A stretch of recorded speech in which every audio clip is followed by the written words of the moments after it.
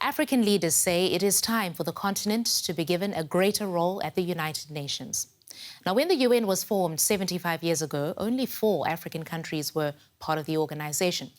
Today, all 54 countries are among the 193 member states, of which only Russia, the US, China, and the United Kingdom and France are permanent members of the Security Council. Now, that is the UN's highest decision-making body. Now, in their addresses to this year's General Assembly, which was moved mostly online because of the coronavirus pandemic, the presidents of South Africa and Nigeria called for Africa to be given permanent seats on the Security Council. On the 75th anniversary of the UN, we repeat our call for greater representation of African countries on the Security Council, and that this be taken up with urgency at the intergovernmental negotiations. It is only through a reformed and inclusive UN Security Council that we will be able to collectively resolve some of the world's most protracted conflicts. Nigeria supports the expansion of the United Nations Security Council to reflect the diversity and dynamics of the 21st century.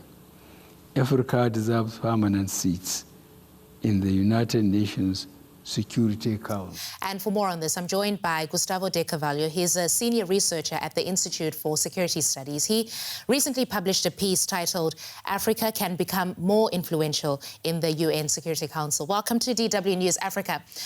Why is there seemingly no interest in reforming the UN Security Council to include more representation, Gustavo? Because African leaders have been calling for a permanent seat on the council for years.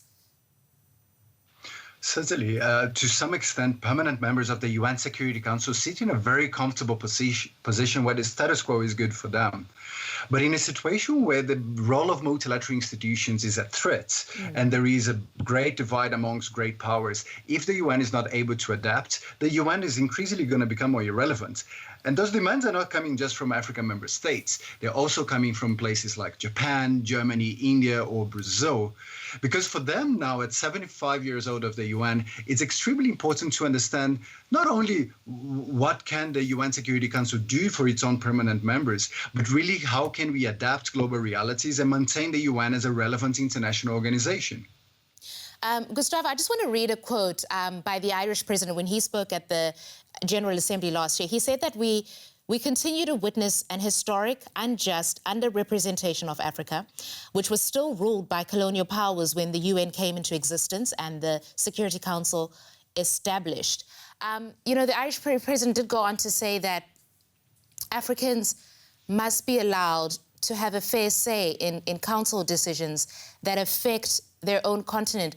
Just what's your take on the idea that decisions are being made that affect the continent and Africans don't have a seat at that table? This is a very opportune quote from the Irish president, because 75 years ago when the UN was created, most of Africa was not even independent. Only 4 African countries are founding members of the UN. And today, 75 years later, Africa is the largest regional group in the United Nations, and they have 28% of the total membership coming from Africa. So therefore, their claim for a stronger voice is not an unreasonable demand. African issues compose over 50% of the UN Security Council discussions, and majority of their resolutions are also about the continent. While African states have a small representation in the Council as non-permanent members, end up seeing the most important organ that is taking decision about their own future with limited on influence about their own compositions. Gustavo, so African nations have taken different approaches, right, in an effort to get increased representation on the Security Council. Some vie for the non-permanent seat that rotates, and others are more sort of focused on establishing a permanent seat for the continent. Just how important is African unity in this regard if the continent is going to gain that influence over the Security Council? There has been enough evidence in recent years that when African countries work together, they tend to have far more leverage in decision-making at the United Nations level. They're able to break deadlocks, they're able to have a stronger voice.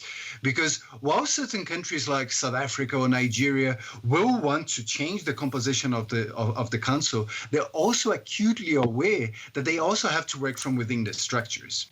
South Africa is finishing their membership in the Security Council at the moment, and one of the highlights of their membership has been this idea of bringing African voices together. Because when they work along, they may be able to achieve some outcomes, but particularly when they work together, they are able to break those deadlocks, they are able to showcase that their own regional responses are more influential. Gustavo, so exactly what kind of representation is Africa calling for, right? Is it one country having a permanent seat, or is it that seat that would be created ideally would then go to some kind of a continental representative institution, for example, like the AU? I think personally at this stage, I think what it matters is that the continent continues pushing for the discussion around the relevance of the Security Council and more influence from Africa in the decision-making. There is a Windhoek consensus, which is now 15 years old, was a great step in terms of achieving that common voice. But it is a type of discussion that will continue shaping the discussions and roles that the African member states want to have. Because the UN is at a big risk when African member states start seeing that it's not able or willing to respond to its own challenges. In the late 90s, there was the great reason why the African Union was created, on that ability of African solutions for African challenges. So achieving consensus in that sense will not be easy. And most likely neither one or the other type of approaches, whether it should be a continental rotation or a permanent member that's always going to be there, it has to actually adapt on ensuring that Africa's voice is more representative. And I think that is the most important issue to be discussed at the moment. All right, that's Gustavo de Carvalho. Thank you for that. Thank you very much. Much appreciated.